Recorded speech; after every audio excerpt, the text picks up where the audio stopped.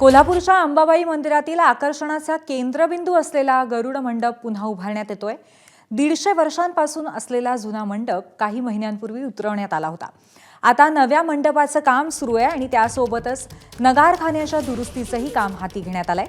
याचाच आढावा घेतला आमचे प्रतिनिधी विजय केसरकर यांनी।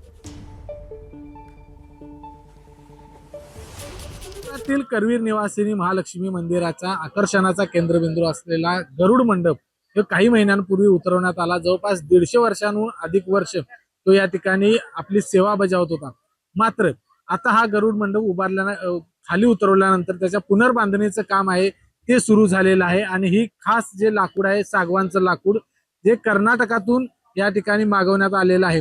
या गरुड मंडपाचे सगळे जे पिलर आहेत ते पूर्णपणे लाकडी आहेत। लाकडीच हा गरुड मंडप यापूर्वी सुद्धा होता आणि याला एक विशिष्ट प्रकारचं ऑइल लावून ठेवलेलं आहे जेणेकरून पुढचे 150 वर्ष या लाकडाला काही होणार नाही अशा पद्धतीचं नियोजन या ठिकाणी करण्यात आलेलं आहे।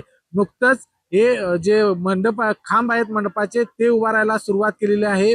मुहूर्तावरती हे खांब आहेत ते उभा करण्यात या ठिकाणी आलेले आहेत। त्याचं कामकाज देखील सुरू झालेलं आहे। कुठेतरी त्याला खाली दुरावस्था त्याची झाली होती आणि म्हणूनच कुठलीही दुर्घटना घडू नये याच्यासाठी पश्चिम महाराष्ट्र देवस्थान समितीने तो काही महिन्यांपूर्वी उतरवला आणि जसा होता तसाच गरुड मंडप या ठिकाणी उभा करण्याचं काम देखील सुरू झालेलं आहे। युद्ध पातळीवरती हे काम सुरू झालेलं आहे। गरुड मंडपाबरोबरच या ठिकाणी नगारखान्याचं काम देखील खूप वेगानं होताना आपल्याला पाहायला मिळत आहे। भाविक याच्या आधी पाहत होते तसाच गरुड मंडप आता देखील या ठिकाणी भाविकांना पाहायला मिळणार आहे। त्यामुळं हे काम अतिशय वेगानं करावं अशा पद्धतीच्या सूचना जिल्हाधिकाऱ्यांनी दिलेल्या आहेत।